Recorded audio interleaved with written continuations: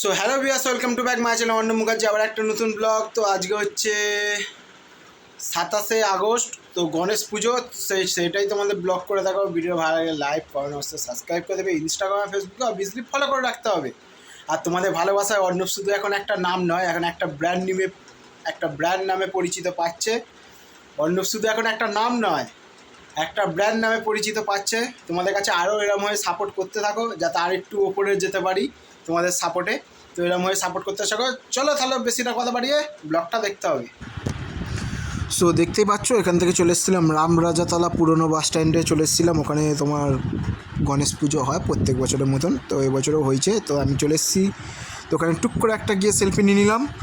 তো ওখান থেকে চলে গেছিলাম বেলেপুলে গণেশ পুজো হয়, তো ওখান থেকে বেলেপুলে চলে গেছিলাম। ওখানে ব্লগটা দেখতে থাকো।